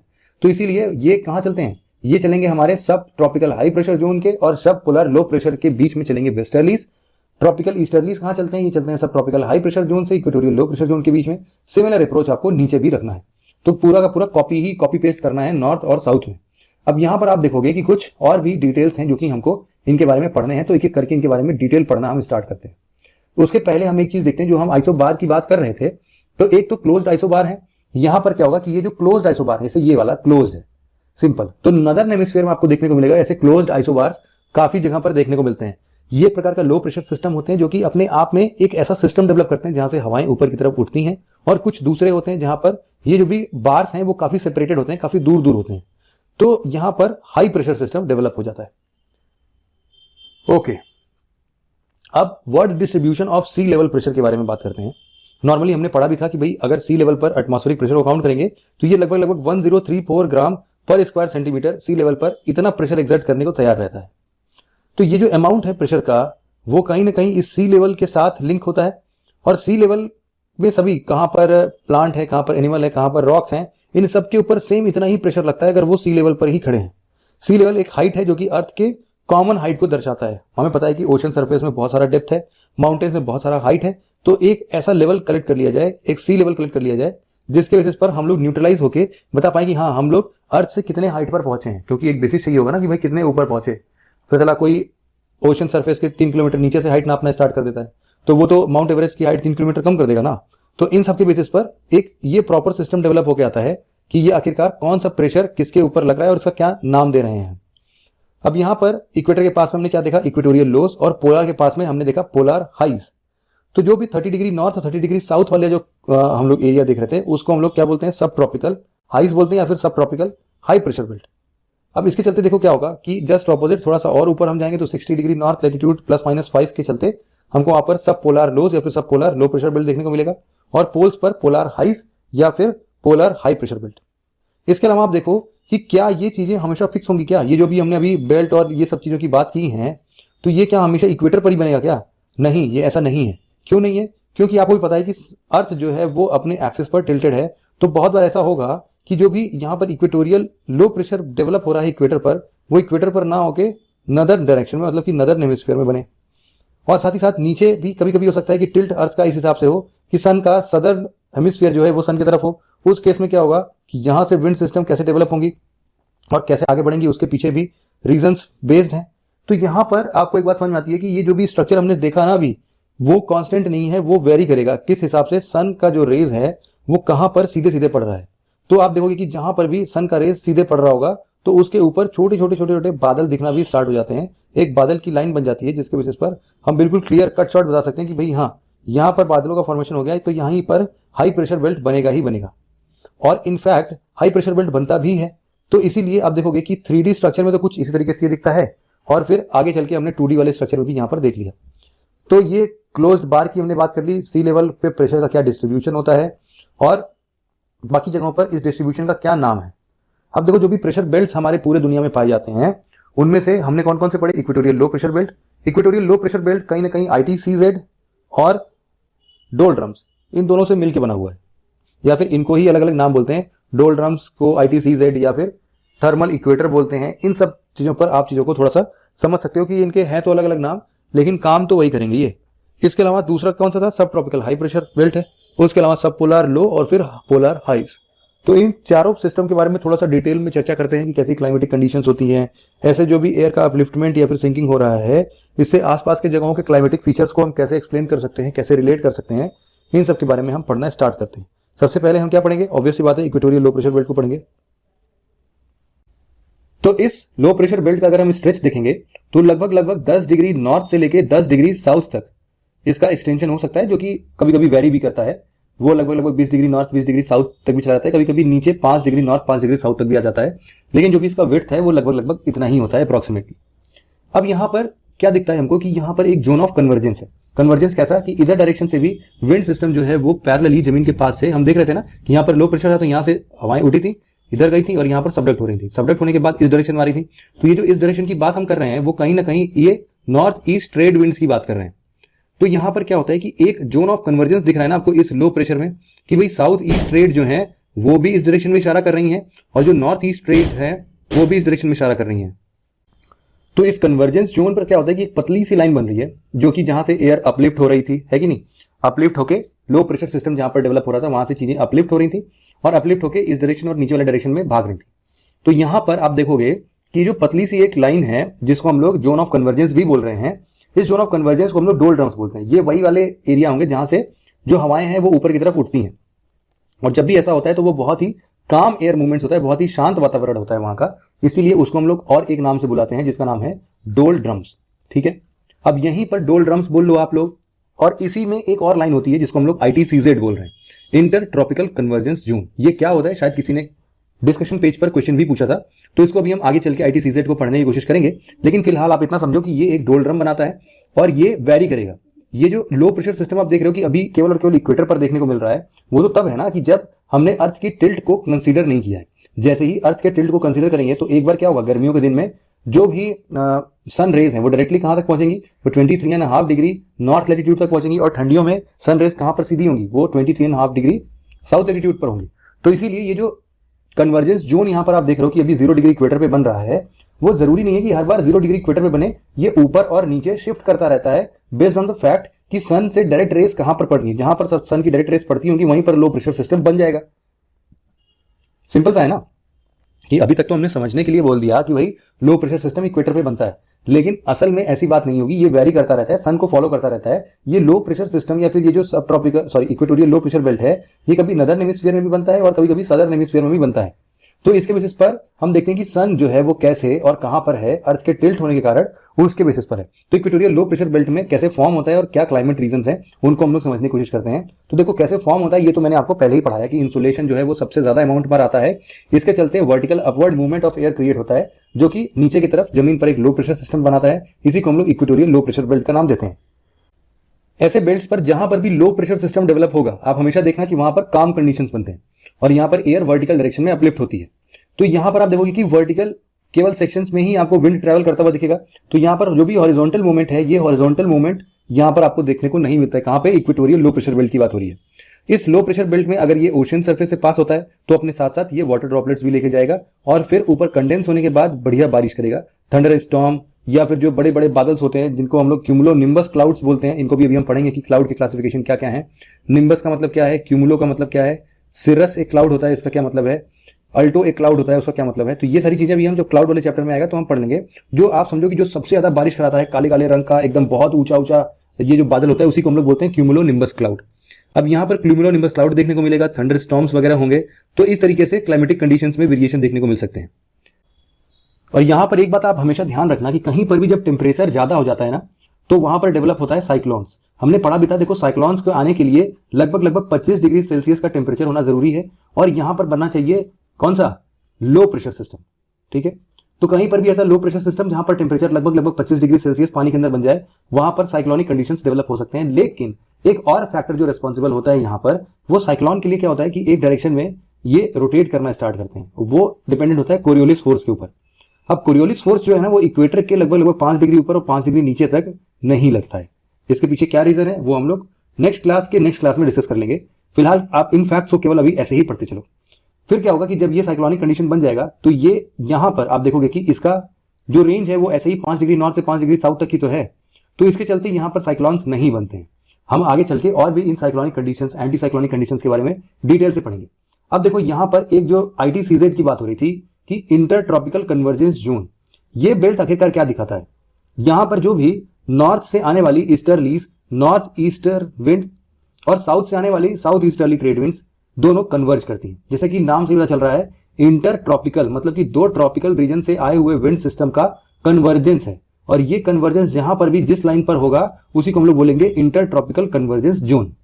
ठीक है, अब यहां पर इंटर ट्रॉपिकल कन्वर्जेंस जोन भी वेरी करेगा कि नहीं करेगा, कि ITCZ कब नीचे है कब ऊपर है, ये उस पर डिपेंडेंट होगा कि ये जो लो प्रेशर सिस्टम है ये कहां डेवलप हो रहा है। जहां पर भी लो प्रेशर सिस्टम डेवलप होगा तो वहां पर ITCZ ऊपर और नीचे की तरफ शिफ्ट हो जाएगा। मतलब ये नदर्न हेमिस्फीयर में भी होगा और सदर्न हेमिस्फीयर में होगा। लेकिन आपको ये बताना है कि कहां पर ITCZ का मैक्सिमम डिफ्लेक्शन होगा। आप देखो, जैसे कि यहां पर मैं दो डायग्राम्स आपके सामने रखता हूं।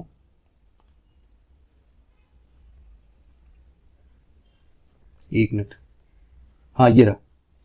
तो इस डायग्राम के अंदर में आप देखो दो ITCZ को देख रहे हो। एक ITCZ जनवरी मंथ का है और एक ITCZ जुलाई मंथ का है। तो यहां पर आप देखो कि ये जो हमारा एक तो इक्वेटर हो गया, अब मोर और लेस जुलाई में और सबसे पहले जनवरी में ये वेरिएशंस कैसे देखने को मिल रहे हैं। तो आप देखोगे कि जहां पर भी ओशन सरफेस होगा वहां पर स्टेबिलिटी मेंटेन होगी। जैसे ही लैंड सरफेस धीरे धीरे इंक्रीज होने लगता है, तो हमें अभी कल ही पढ़ा था कि पेनिट्रेशन 1 ही मीटर तक जमीन के अंदर होती है, इसलिए हीट ज्यादा तेजी से होते हैं। तो जहां पर भी हीट ज्यादा तेजी से होंगे वो मतलब लैंड वाला सरफेस होगा, और लैंड के सरफेस में जो भी ITCZ है वो ऊपर के डायरेक्शन में और बढ़िया लो प्रेशर सिस्टम डेवलप करती है। तो इस चीज को जहां पर कन्वर्जेंस हो रहा है, यहां पर सीन ऐसा चल रहा होगा कि जो भी विंड्स हैं वो कुछ इस डायरेक्शन में आ रही होंगी, और नीचे सदर्न हेमिस्फीयर वाली जो विंड्स हमने देखी थी वो भी इस डायरेक्शन में ही आ रही होंगी। तो मतलब क्या है कहने का, मतलब कहने का सिंपल सा यही है कि देखो जो भी है, ये जो एयर प्रेशर सिस्टम की बात कर रहे हैं, इक्वेटोरियल लो प्रेशर सिस्टम बोल दो, या फिर इसको इंटरट्रॉपिकल कन्वर्जेंस जोन से रिलेट करके देख लो, इन सब जगहों से ये पता चलेगा कि भाई ये वेरिएशंस होते हैं साल भर में। वेरिएशंस इस कदर से होंगे कि हमको चेंजेस देखने को मिलेंगे। ठीक है, बस इतनी ही बातें आपको करनी थी। ITCZ के अंदर में इतना बात अभी के लिए बिल्कुल परफेक्ट है। जैसा कि नाम सजेस्ट कर रहा है कि इंटर ट्रॉपिकल कन्वर्जेंस जोन, मतलब 2 ट्रॉपिकल रीजन से आए हुए जो भी विंड सिस्टम है उनको एक पर्टिकुलर लाइन में अरेंज करना, इसी को हम लोग ITCZ का नाम देते हैं। अब ITCZ जब भी अपना मानसून आता है ना, तो वहां पर बहुत ही प्रोमिनेंट रोल प्ले करता है। वो भी हम पढ़ लेंगे, वो भी नेक्स्ट टू नेक्स्ट लेक्चर में हम मानसून को भी डिस्कस करने जा रहे हैं, तो हम उस लेक्चर में इसको भी डिटेल से पढ़ने की कोशिश करेंगे। देखो जो भी हाई प्रेशर बेल्ट होगा वो यहां पर कन्वर्ज करेगा, और इक्वेटर के पास वाले एरियाज में एटमॉस्फेरिक प्रेशर जो है वो लो हो जाएगा। अब यहां पर जो भी विंड सिस्टम है वो विंड सिस्टम शांत होगा, लाइट होगा, और वो धीरे धीरे ऊपर की तरफ इन्हीं ईस्टर्लीज के चलते वो धीरे धीरे ऊपर की तरफ बढ़ना स्टार्ट कर देगा। अब दूसरा जो प्रेशर बेल्ट आता है वो आता है सब ट्रॉपिकल हाई प्रेशर बेल्ट, जिसको हम लोग हॉर्स लैटिट्यूड के नाम से भी बोलते हैं। अब ये हॉर्स लैटिट्यूड क्यों है, कैसे है, इसको हम पढ़ेंगे। सबसे पहले हमें पता है कि सब ट्रॉपिकल हाई प्रेशर बेल्ट कैसे बनता है, क्योंकि यहां पर एयर का सिंक होता है, और इस एयर के सिंक होने से हाई प्रेशर बेल्ट बनता है। जैसे कि यहां से ओरिजिनेट होने पर क्लाउड फॉर्मेशन होगा, और इस क्लाउड के साथ साथ लो प्रेशर सिस्टम बनेगा। इस तरीके से हाई प्रेशर बेल्ट में इसका जस्ट ऑपोजिट होगा कि वहां से चीजें सिंक होंगी, और सिंक होने के साथ साथ ये एक लो प्रेशर नहीं बल्कि हाई प्रेशर सिस्टम डेवलप करेगा। तो इसीलिए सब पोलर हम लोग हाई प्रेशर बेल्ट का नाम देते हैं। अब पढ़ते हैं इसके बारे में कुछ। तो देखो इसमें हम फॉर्मेशन तो देख चुके हैं, क्लाइमेट और हॉर्स लैटिट्यूड क्या है इसको एक बार पढ़ने की कोशिश करते हैं। फॉर्मेशन की बात करें अगर इस सब ट्रॉपिकल हाई प्रेशर बेल्ट या हॉर्स लैटिट्यूड की, तो बहुत ही सिंपल सा है। जिस हिसाब से हमने देखा कि यहां पर बनता है ITCZ के बनने से ऊपर क्या यहां पर दिख रहा है, ये दिख रहा है यहां पर क्लाउड्स वगैरह भी होंगे। ITCZ जैसे ही ऊपर उठता है तो ये पोलर साइड में बढ़ना स्टार्ट होता है, लेकिन चूंकि हवाएं ठंडी हो जाती हैं वो सिंक कर जाती हैं, और सिंक करती हैं लगभग 30 डिग्री लैटिट्यूड पर, और इस 30 डिग्री लैटिट्यूड को हम लोग चूंकि सिंक कर चुकी हैं तो यहां पर एक हाई प्रेशर सिस्टम बनता है। इस पूरे हाई प्रेशर सिस्टम को, हाई प्रेशर बेल्ट को हम लोग सब ट्रॉपिकल हाई प्रेशर बेल्ट का नाम देते हैं। अब इसके चलते क्या होगा कि यहां पर हाई प्रेशर सिस्टम डेवलप होगा, यहां पर सब ट्रॉपिकल हाइज ये बोल सकते हैं। ट्रॉपिक ऑफ कैप्रिकॉर्न और ट्रॉपिक ऑफ कैंसर के ऊपर, मतलब ट्रॉपिक ऑफ कैंसर 23.5 है, ये near about 30 degree north latitude के ऊपर रहता है, या 30 डिग्री साउथ लैटिट्यूड के ऊपर रहता है। अब यहां पर जो भी सब्सिडेंस हो रहा है वो धीरे धीरे डिसेंड करता है, और हाई प्रेशर में ही रहेगा वो, इसमें कोई भी आपको शक नहीं होगा। क्लाइमेट की बात करें, जैसे ही ये नीचे की तरफ सबडक्ट होता है, बहुत ही सूखा होता है, बहुत ही ड्राई होता है, बहुत ही ठंडा होता है, जिसके चलते बारिश वारिश कभी भी आ नहीं पाती है। और जब इन जगहों पर बारिश नहीं आ पाती तो बनते हैं डिजर्ट्स, और इन्हीं डिजर्ट्स के कारण एक काम कंडीशन जो यहां पर बन रहा है, उस काम कंडीशन को हम लोग एंटी साइक्लोनिक नेचर का देखते हैं। अब साइक्लोनिक एंटी साइक्लोनिक क्या होती है, फिलहाल अभी के लिए केवल आप नाम पढ़ लो। अगले आने वाले 1-2 लेक्चर्स में जब हम इनको डिटेल से पढ़ाएंगे तो मैं आपको वापस से इस चीज को रिवाइज करा दूंगा कि यहां पर हमने साइक्लोनिक और एंटी साइक्लोनिक के पीछे क्या चर्चा किया था। ठीक है, नोट्स में आपके पास बना रहेगा, तो जब भी आप नेक्स्ट टाइम रिवाइज करोगे तब तक तो आपको एंटी साइक्लोनिक साइक्लोनिक सब पता रहेगा ना, तो इसलिए यहां पर एक एक्स्ट्रा पॉइंट आप ऐड कर पाओगे अपने मेंस वाले क्वेश्चंस में। अब देखो ये जो चीजें हैं, anti cyclonic high pressure belt बन रहा है, ये डिसेंडिंग एयर करंट्स की वजह से बन रहा है। अब ये जो भी चीजें डिसेंड होती हैं तो वहां पर डिजर्ट फॉर्मेशन करती हैं, और यहां पर आप देखोगे कि एक्स्ट्रा ट्रॉपिकल डिस्टर्बेंसेस भी आते हैं। क्यों? क्योंकि स्काईज क्लियर हैं और यहां पर कोई भी काम एरिया, ये सब चीजें नहीं दिखेंगी। इसका एक और रीजन ये भी है कि आप देखोगे कि ये एक ऐसा रीजन है जहां पर ये तो सबडक्ट हो रहा है, मतलब ऊपर के आप देखो तो ऊपर से एक तो कोल्ड रीजन से करंट आ रहा है, और ऊपर वाले डायरेक्शन से आप देखोगे कि दूसरी जगहों पर एक वार्म करंट तो नहीं बोलेंगे इसको, है तो कोल्ड करंट ही, लेकिन यहां पर देखो जैसे कि ये वाला ये रीजन देखो, यहां से भी एक करंट आ रही है, यहां से भी करंट आ रही है, तो ये दोनों जब भी टकराएंगी तो यहां पर डिस्टर्बेंसेस क्रिएट होंगे। यही डिस्टर्बेंसेस आगे नीचे सबडक्ट होते हैं, जो कि इस पूरे लैटिट्यूड पर डिजर्ट फॉर्मेशन करेगा, और उन डिजर्ट्स को अब हम देखते हैं, अभी देख लेते हैं। तो ये जो भी सबसाइडिंग एयर है वो गर्म है, एंटीसाइक्लोनिक है, और यहां से एक्स्ट्रा ट्रॉपिकल डिस्टर्बेंसेस आते हैं। इसको हम लोग हॉर्स लैटिट्यूड भी बोलते हैं। अब अगर हम यहाँ पर यूं पढ़ें कि ये हॉर्स लैटिट्यूड क्यों बोले जाते हैं, तो देखो क्या होता था पुराने जमाने में, जब यहाँ पर शिप्स कार्गोज एक जगह से दूसरी जगह जाती थी, तो यहाँ पर बनता था भाई हाई प्रेशर बेल्ट, और इस हाई प्रेशर बेल्ट के कारण ये ओशन में कोई भी फर्दर मूवमेंट्स दिखते नहीं थे। अब इसके चलते क्या होता था कि बोट्स को आगे बढ़ाना पड़ता था, क्योंकि इतने हैवी होते थे, उसमें जो भी हॉर्सेस वाले कार्गो होते थे उन हॉर्सेस को हम लोग सी में फेंक देते थे, जिसके चलते शिप थोड़ी हल्की होती थी और उसको आगे बढ़ने में आसानी होती थी। इसीलिए उसी टाइम से इनको हॉर्स लैटिट्यूड के नाम से भी हम जानते हैं। आप जान रहे होगे कोई भी बहुत बड़ा लॉजिक नहीं है, लेकिन फिर भी एक सिस्टम हम देख सकते हैं। यहाँ पर एक क्वेश्चन सामने आता है कि 2013 का जीएस मेंस का क्वेश्चन है कि major hot desert in northern hemisphere are located between 20 to 30 degree north and on the western side of the continent, explain करना है क्यों। अब दोनों रीजन जो कि हमने पहले डिस्कस किया था, मैंने बताया था आपको कि जब भी हम नेक्स्ट प्रेशर बेल्ट डिस्कस करेंगे तो फिर से इस क्वेश्चन को उठा लेंगे। अब आपको बताना है, ये भाई बताओ वेस्टर्न साइड ऑफ कॉन्टिनेंट्स क्यों होते हैं। उसके लिए तो हमने ऑफ शोर ट्रेड विंड्स का नाम लिया था। इसके अलावा हमने बताया था desiccating effect of the cold ocean currents. यहाँ पर जो नदर हमेशा 20 और 30 डिग्री ही नॉर्थ पर क्यों होती है, इसके बेसिस पर आप देखोगे कि आज का लेक्चर इसको सफाइज करता हुआ दिखेगा। आप देखो 20-30 डिग्री नॉर्थ लैटिट्यूड पर आपको लगभग सभी डिजर्ट देखने को मिलेंगे। ये डिजर्ट भी है, सहारा डिजर्ट भी है, ऊपर के ये पूरे डिजर्ट देखने को मिल रहे हैं। इवन यहाँ पर गोबी, टकलामकान डिजर्ट, इन सारे डिजर्ट्स को, और नीचे साउथ में भी आप देखो यहाँ पे पैटागोनियन डिजर्ट देखने को मिल रहा है, यहाँ पर कालाहारी डिजर्ट और यहाँ पे ग्रेट सैंडी डिजर्ट्स। तो ये सब जो भी डिजर्ट्स हैं वो हमेशा 30 डिग्री नॉर्थ या साउथ लैटिट्यूड्स में ही बनते हैं। उसके पीछे का मेन रीजन है प्रेशर बेल्ट्स। तो इन प्रेशर बेल्ट्स का भी अपना एक इंपॉर्टेंट रोल है, जिसके बेसिस पर आप उन क्वेश्चंस को अटेंड कर सकते हो। अब यहाँ पर बात हुआ कौन कौन सा डिजर्ट है, तो यहाँ पर डिजर्ट के सारे नाम लिखे हुए हैं। आप आराम से इनको करके पढ़ो और जरूर से इनको मैप कर लो, ताकि आपको कभी भी दिक्कत ना हो जब भी ऐसे कुछ भी डिजर्ट के नाम आते हैं। ठीक है, जैसे कि ये टकलामकान डिजर्ट चाइना का है, यहीं पर गोबी डिजर्ट, फिर तुर्किस्तान डिजर्ट, तो ये तो तुर्क में ही देखने को मिलेगा। इवन इंडिया के भी थार डिजर्ट की बात करेंगे तो ये भी 30 डिग्री नॉर्थ लैटिट्यूड के पास में ही है।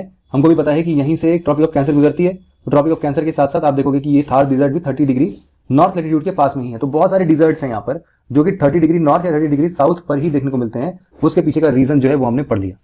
अब यहाँ पर अगर बात कोई करे कि क्यों 20 से 30 डिग्री है, तो हम बताएंगे कि भाई देखो यहाँ पर डिजर्ट फॉर्मेशन इसलिए होता है क्योंकि यहाँ पर हाई प्रेशर सिस्टम डेवलप होता है। और वेस्टर्न साइड पे क्यों होता है, उसके लिए हम लोग कोल्ड करंट का डेसिकेटिंग इफेक्ट और ऑफशोर ट्रेड विंड का आंसर दे देंगे। ठीक है, तो दोनों ही तरीके से, मतलब 3 मेन रीजन हैं यहाँ पर जिसको आप अच्छे तरीके से एक्सप्लेन कर सकते हो। इसके बाद तीसरा सेक्शन जो आता है वो है सब पोलर लो प्रेशर बेल्ट। सब पोलर लो प्रेशर बेल्ट मतलब लगभग 60 डिग्री लैटिट्यूड या फिर अप्रोक्सीमेटली एक रेंज लेके जाए तो 55 से 65 डिग्री लैटिट्यूड तक सब पोलर लो प्रेशर बेल्ट देखने को मिलता है। अब ये कैसे डेवलप होता है वो हमने बताया था कि पोलर पर एक हाई प्रेशर सिस्टम डेवलप होता है। वो नीचे की तरफ जब भी आता है तो हमेशा यही देखने को मिलता है कि नीचे वो कुछ टेम्परेचर गर्म हो जाती है और इस टेम्परेचर के गर्म होने से वो वापस से ऊपर उठने लगती है, जिसके चलते वापस से लो प्रेशर सिस्टम डेवलप हो जाता है 60 डिग्री लैटिट्यूड पर। अब यहां पर आप देखो कि किस हिसाब से लो प्रेशर बेल्ट जो है नदर्न हेमिस्फीयर में, यहां पर आप 2 ग्रुप्स में डिवाइड कर सकते हो इनको। एक एटमॉस्फेरिक एक्टिविटी एक आइसलैंड के नाम से है और दूसरा यहाँ पर एल्यूशियन लो के नाम से है। तो आइसलैंड लो या फिर एल्यूशियन लो, एल्यूशियन डिप्रेशन, कुछ भी बोल सकते हो। तो ये कुछ एग्जांपल्स हैं जहां पर आप सब पोलर लो प्रेशर बेल्ट का एग्जांपल दे सकते हो। यहाँ पर अब आप ये देखो कि जो भी साउदर्न हेमिस्फीयर में, सदर्न हेमिस्फीयर के जो भी ऐसे बेल्ट होंगे वो हमेशा अंटार्कटिका के पास में देखने को मिलेंगे। क्यों? क्योंकि अंटार्कटिका के पास में वो वाले रीजन्स तुरंत बर्फ वाला हिसाब किताब खत्म हुआ होगा और चीजें जैसे ही थोड़ी भी गर्म होना स्टार्ट हुई होंगी वैसे ही वहां पर सब पोलर लो प्रेशर बेल्ट बन जाता है। ये जो भी लो प्रेशर बेल्ट की हम बात कर रहे हैं वो हमेशा कहां पर ज्यादा प्रोनाउंस होगा, नदर्न हेमिस्फीयर में या सदर्न हेमिस्फीयर में? ज्यादा प्रोनाउंस देखो कहां पर है, ये है हमारा सदर्न हेमिस्फीयर में। क्यों? क्योंकि सदर्न हेमिस्फीयर के अंदर हमको कोई भी डिस्टर्बेंसेस नहीं मिलते हैं कि अब ये ओशियन आ गया, अब यहाँ पर क्या बोलते हैं लैंड मासेस आ गए, तो इतना मतलब ज्यादा डिस्ट्रीब्यूशन है नहीं लैंड मासेस का यहाँ पर, जिसके चलते सदर्न हेमिस्फीयर में लो प्रेशर बेल्ट जो सब पोलर लो प्रेशर बेल्ट है वो ज्यादा प्रोनाउंस्ड होता है, मतलब ज्यादा स्ट्रांग दिखता है। इसकी भी फॉर्मेशन, सीजनल बिहेवियर और क्लाइमेट की अगर हम बात करें तो फॉर्मेशन तो हमको पता चल गया कि फॉर्मेशन कैसे आता है, कोरियोलिस फोर्स लगता है यहाँ पर पोलर हाई से जो भी सिस्टम या फिर जो भी विंड सिस्टम चलती है आगे और यहाँ तक आते आते गर्म हो जाती है, जिसके चलते ये ऊपर की तरफ उठना स्टार्ट करती है। और फिर सीजनल बिहेवियर की अगर बात करें तो यहाँ पर देखोगे कि चूंकि यहाँ पर भी लो प्रेशर बेल्ट है तो लो प्रेशर बेल्ट के चलते हमने क्या पढ़ा था, ऊपर बादल वगैरह बनेंगे और बादल बनने से बारिश भी होगी। तो आप देखते हो ना कभी कभी ठंड के टाइम पर बारिश हो जाती है, तो ये जो ठंड के टाइम पर बारिश होती रहती है उसके पीछे का रीजन क्या है? उसके पीछे का रीजन उस टाइम पर, उस पर्टिकुलर टाइम पीरियड पर, उस पर्टिकुलर लैटिट्यूड पर तो आप वही बोलते हो। हमारे यहाँ क्यों बारिश होती है? वो तो वेस्टर्लीज डिस्टर्बेंसेस के कारण होती है। अब आप समझो कि वेस्टर्लीज डिस्टर्बेंसेस क्या है, कि जो भी ऐसे एयर पार्टिकल्स, एयर जो भी बहती है वो जब भी यहाँ पर आती है तो इसके चलते, जैसे कि ग्रीनलैंड है, आइसलैंड है, इन सब जगहों पर आप देखोगे कि हमेशा अलग से कुछ डिस्टिंक्शंस वाले फीचर्स देखने को मिलेंगे जो कि अपने आप में किसको लिए होंगे, लो प्रेशर सिस्टम को लिए होंगे, और यहीं पर बारिश वगैरह भी काफी ज्यादा होती रहती है। ठीक है, अब यहाँ पर एक और चीज कि 60 डिग्री लैटिट्यूड का जो है वहां पर एक और पोलार जेट स्ट्रीम भी बनता है। अब ये पोलार जेट स्ट्रीम अपने आप में बहुत ही बड़ा टॉपिक है जिसको हम लोग आराम से आने वाले लेक्चर्स में कवर करने की कोशिश करेंगे। यहाँ पर इस चीज का इस अंडरस्टैंडिंग से कोई भी लिंक नहीं है, बस यहाँ पर जब हम पोलार जेट स्ट्रीम पढ़ेंगे तब मैं आपको बताऊंगा कि ये जो पोलार जेट स्ट्रीम है ये बेसिकली लो प्रेशर एरियाज के ऊपर बन रहा है, ऐसा क्यों है। ठीक है, इसको आप केवल इतना समझ लो। यहाँ पर यही पर इस चीज को क्लाइमेटिक फीचर्स को भी हम खत्म करते हैं। यहाँ पर स्टॉर्म्स आएंगे, साइक्लोनिक स्टॉर्म्स, बारिशें होंगी, क्यों? क्योंकि ये सब लो प्रेशर सिस्टम है ना, तो इन सबके चलते ये सारी चीजें हमको देखने को मिलेंगी ही मिलेंगी। इसके बाद अगर हम पोलार हाई प्रेशर बेल्ट के और फीचर्स की बात करेंगे तो पोलार हाई प्रेशर बेल्ट जिस हिसाब से हमने पढ़ा है कि वो 80 से 90 डिग्री नॉर्थ और साउथ लैटिट्यूड्स में मतलब पोलार रीजन में देखने को मिलेगा, और यहाँ पर बनेगा हाई प्रेशर बेल्ट क्योंकि टेंपरेचर है काफी कम और इसके लिए जो भी एयर्स है वो नीचे सिंक कर जाती है। तो इसके फॉर्मेशन में भी हमने यही पढ़ा कि फॉर्मेशन में ट्रोपोस्फियर से चीजें नीचे की तरफ डाउनग्रेड मतलब सिंक होते हुए आती हैं और यहाँ से फिर सर्फेस की तरफ ये इक्वेटर की तरफ भागना चाहते हैं, तो सर्फेस पे इक्वेटर की तरफ भागना चाहते हैं। और जब भी इक्वेटर की तरफ भागना चाहते हैं तो यहाँ पर भी इनको लगता है थोड़ा सा कोरियोलिस फोर्स, एंगुलर मोमेंटम वाला फोर्स, लेकिन फिर भी एंगुलर मोमेंटम वाला कौन सा, सेंट्रीपिटल सेंट्रीफ्यूगल फोर्स की बात कर रहे होंगे। तो यहाँ पर क्लाइमेट कैसा होगा, क्लाइमेट यहाँ का सबसे कम होगा क्योंकि यहाँ पर एक हाई प्रेशर बेल्ट सिस्टम है, चीजें यहाँ पर नीचे की तरफ आती हैं, सबडक्ट होती है, जितनी भी ठंडी चीजें होंगी सब नीचे सरफेस पर आ जाएंगी, इसीलिए ये one of the lowest temperature को काउंटर करता है पोलार हाई प्रेशर बेल्ट के अंदर। इसके अलावा जुलाई और जनवरी मंथ में भी हमने देखा था कि प्रेशर बेल्ट थोड़े अलग अलग होते हैं। अब जुलाई के मंथ में आप देखोगे कि चीजें थोड़ी सी शिफ्ट हो गई थी, जुलाई के मंथ में कहा नदर्न हेमिस्फीयर में शिफ्ट हो जाएगी। तो आप केवल इस डायग्राम को देखो यहाँ से, जो कि हम पहले भी डिस्कस कर रहे थे। यहाँ पर बहुत ही सिंपल तरीके से बताया गया कि किस हिसाब से जो भी कन्वर्जेंस जोन है वो नॉर्थ और साउथ डायरेक्शन में टिल्ट होती है।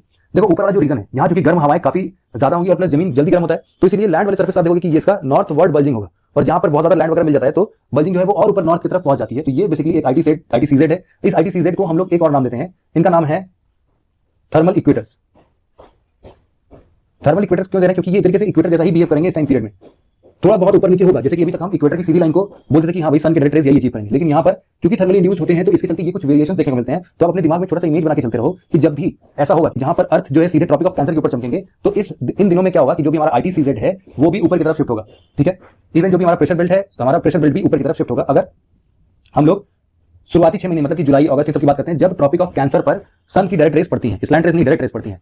इसका जस्ट ऑपोजिट ठंडियों में होता है। ठंडियों में क्या है कि आप जो भी सन का टिल्टिंग होता है, सॉरी अर्थ का टिल्टिंग होता है, वो ऐसा होता है कि वो सन के सदर्न हेमिस्फीयर वाला अर्थ जो है वो उधर तरफ मूव कर लेता है। ये सारे डायग्राम्स पर हमने पढ़ा था ना अच्छे से, तो आप इस चीज को इमेजिन कर पा रहे होगे। तो यहाँ पर क्या होगा कि जो अब आईटीसीजेड बनेगा, देखो ओशन सर्फेस पर क्या होता है कुछ भी फर्क नहीं पड़ता है, ये दोनों ही केसेस में इक्वेटर के आसपास वाले रीजन ही बना रहे हैं। लेकिन यहाँ पर देखो जैसे ही सदर्न हेमिस्फीयर आ रहा है तो सदर्न हेमिस्फीयर में यहाँ पर जब भी लैंड आएगा तो जिस हिसाब से वो ऊपर की तरफ बेंड हो रहा था नॉर्थ की तरफ, इस तरीके से ये अपने साउथ की तरफ बेंड हो जाएगा। तब ये भले ही ये ब्राजील वाला लैंड हो या फिर यहाँ पर अफ्रीकन प्लेट्यू के अंदर हम देखें, ऑस्ट्रेलिया में भी देखें, तब भी यहाँ पर एक डिप्रेशन देखने को मिलता ही मिलता है कि जहां पर भी ऐसे हाई प्रेशर सिस्टम बनेंगे वो सब जगह, सॉरी जहां पर भी ऐसे लो प्रेशर सिस्टम बनेंगे, क्योंकि ये तो आईटीसीजेड की बात हो रही है ना, तो आईटीसीजेड मतलब लो प्रेशर हीट ज्यादा होगा, सन से डायरेक्ट रेज जहां पर भी आएंगी तो उस हिसाब से ये वैरी करते रहते हैं। ये जिगजैग लाइन होती है, कोई भी ऐसी सीधी लाइन नहीं है। ओके, अब हम कुछ क्वेश्चंस देखते हैं। तो ये पूरा ये कंप्लीट हो गया। प्रेशर बेल्ट जो है इतनी ही प्रेशर बेल्ट थी, 7 प्रेशर बेल्ट के बारे में हमें पढ़ना था। इसके साथ ही साथ आज के लेक्चर में हमने सेल्स के बारे में भी पढ़ लिया अच्छे से कि ये Ferrel cell, Hadley cell, polar cell क्या है, उनके पीछे क्या रिस्पांसिबिलिटीज हैं, कब बारिश कराएंगे कब बारिश नहीं कराएंगे, इनके पीछे और भी जो भी बातें जुड़ी होंगी वो आगे आने वाले क्लाइमेटोलॉजी वाले लेक्चर में हम उनको कवर करेंगे। और हमें केवल इतना बताना होगा उस टाइम पर कि हाँ भाई ये जो है ये हमारा सब पोलर लो प्रेशर बेल्ट पर है या फिर सब ट्रॉपिकल हाई प्रेशर बेल्ट पर है या फिर इक्वेटोरियल लो प्रेशर बेल्ट के कारण हो गया है। तो ये जो हैवी वर्ड लोग यूज करते हैं, अब आज के लेक्चर के बाद आप भी इनको बहुत आसानी से यूज कर पा रहे होंगे। ठीक है, तो यहाँ पर देखो आईटीसीजेड के बारे में भी हमने देख लिया, कुछ क्वेश्चन डिस्कस कर रहे थे। करेक्ट ऑर्डर बताना है प्रेशर बेल्ट का इक्वेटर से पोल्स की दिशा में। आप बताओ सबसे पहले क्या है, हम खुद ही लिख लेते हैं हमें क्योंकि याद है। सबसे पहले इक्वेटोरियल लो प्रेशर बेल्ट है, उसके बाद हमारा सब ट्रॉपिकल हाई प्रेशर बेल्ट है, उसके बाद सब पोलर लो प्रेशर बेल्ट है और finally polar high pressure belt है। इन सबके चलते क्या होगा, ये वाला ऑप्शन हमारा डी वाला ऑप्शन करेक्ट हो जाएगा। ठीक है, दूसरा जो रीजन है यहाँ पर क्वेश्चन या मैच द फॉलोइंग डोलड्रम्स। डोलड्रम्स हमने पढ़ा कहां पर, एक शांत रीजन होगा जो कि इक्वेटर पर प्रेजेंट होगा। तो ऐसा कौन सा रीजन है, डोलड्रम्स कहां मिलेंगे हमको, लिस्ट 2 से मैच हो, इक्वेटर पर मिल रहा है, बिल्कुल सीधे सीधे। तो ए का 1 देख लो कहां से, मतलब ए और बी में से कोई एक ऑप्शन करेक्ट हो सकता है। इन दोनों को एलिमिनेट कर दो पहले ही। फिर और कौन सा जोन आपको पता है, हॉर्स एटीट्यूड भी हमने पढ़ा ना। हॉर्स एटीट्यूड कहां बनते हैं, ये बनते हैं सब ट्रॉपिकल हाई प्रेशर बेल्ट पर, अभी हमने पढ़ा ना। तो इसलिए ये 1 का बी का 3 मतलब हमें अपना आंसर मिल गया ये। लेकिन आगे भी देख सकते हैं फ्रिजिड जोन जो होता है वो हमने पढ़ा था कि पोलर, वो बहुत पहले वाली क्लास में हम जब पढ़ रहे थे कि अर्थ को हमने 3 टाइप्स में डिवाइड किया था। एक तो हमने बताया था कि ये टॉरिड जोन है, ये टेम्परेट जोन है और फिर इसके ऊपर फ्रिजिड जोन है। तो वहां से कुछ मिला के बनाया है। फ्रिजिड जोन जो है वो पोलर हाई प्रेशर समझ में आएगा, और जो भी टॉरिड जोन होगा वो ट्रॉपिक ऑफ कैंसर और ट्रॉपिक ऑफ कैप्रिकॉर्न के बीच वाले एरियाज को हम लोग टॉरिड जोन बोलते हैं, ये वाला रीजन। तो इस हिसाब से कौन सा बन गया अपना answer, B is the final answer, is the correct answer. इसके बाद अगला क्वेश्चन अगर हम देखें तो यहाँ पर equatorial low pressure belt is called डोलड्रम्स because. अब आपको बताएं भाई डोलड्रम्स क्यों कहते हैं इनको। पहला रीजन है कि क्योंकि यहाँ पर बहुत कम एटमॉस्फेरिक प्रेशर होता है, तो ये एक रीजन है क्या। हाँ, एटमॉस्फेरिक प्रेशर कम तो होता है लेकिन इसलिए इनको डोलड्रम्स थोड़ी बोलते हैं। फिर it is the area of strong horizontal wind. अब ये हॉरिजॉन्टल विंड तो वहां चलता ही नहीं है, तो ऑप्शन ही गलत है, तो इसको आप हटा दो एक तरफ से। फिर there is no horizontal wind but only vertical currents are found. तो ये एक रीजन हो सकता है, तो इसको आप टिक कर दो। लेकिन चौथा रीजन में पढ़ लो, humidity in the air is very high. Humidity भी हाई होता है लेकिन उसका डोलड्रम से कुछ भी लेना देना नहीं होता है। तो आप बताओ कौन सा रीजन सही होगा। तो हमें सी आंसर यहाँ पे बिल्कुल सही देखने को मिलेगा, क्योंकि वर्टिकल करंट्स ही होते हैं जिनको हम लोग डोलड्रम्स का नाम देते हैं। ये एक काम एरियाज के ऊपर पूरा जो भी बिल्कुल शांत बनता है लो प्रेशर पे, उनको हम लोग डोलड्रम्स बोलते हैं। 5 डिग्री वेरिएशन होते हैं, 5 डिग्री नॉर्थ से 5 डिग्री साउथ लैटिट्यूड तक हम इनको बोल सकते हैं। अगला क्वेश्चन हमारा, which of the following statement is are issues regarding the equatorial low pressure belt. भाई क्या क्या इश्यूज आते हैं इक्वेटोरियल लो प्रेशर बेल्ट को बनने में। तो पहला ये है कि यहाँ पर हवा बहुत कम होती है, ऐसा है, there is very little flow of air. हाँ, तो ऐसा होता है, सही रीजन है, लेकिन अभी बिल्कुल श्योर शॉट होकर आंसर नहीं करते हैं और आगे बढ़ते हैं। द एयर कंटिन्यूअसली डिसेंड्स, मतलब नीचे की तरफ आती है। ओहो, ये तो गलत हो गया भाई, बिल्कुल गलत हो गया। इक्वेटोरियल लो प्रेशर बेल्ट पर तो हवाएं ऊपर की तरफ बढ़ती थी, हटा दो उसको, सेकंड को तुरंत एलिमिनेट करो, यहाँ से भी हटा दो, ये ऑप्शन गलत है, ये ऑप्शन सॉरी ये ऑप्शन गलत है। 2-2 आ गया इसमें। अब मतलब कि पहला चौथा हो सकता है, तीसरा चौथा हो सकता है, मतलब कि चौथा स्टेटमेंट तो सही ही है। कन्वर्जिंग एयर इज ड्राई, तो ये एक इशू है। कन्वर्जिंग एयर जो होते हैं, मतलब ITCZ वाला जो कन्वर्जिंग एयर है, वहां वाले कन्वर्जिंग एयर में क्या ड्राइनेस होती है? तो ऑब्वियसली होगी, क्योंकि ये जो ड्राइनेस है वो कहां से आ रही है? आप देखो कि जब ये सिंक कर रहे थे, कहां पर ये सिंक कहां करते हैं भाई? जो भी इक्वेटोरियल लो प्रेशर बेल्ट के एयर ऊपर की तरफ बढ़ती है, ये सिंक कहां करती है? ये करती है सब ट्रॉपिकल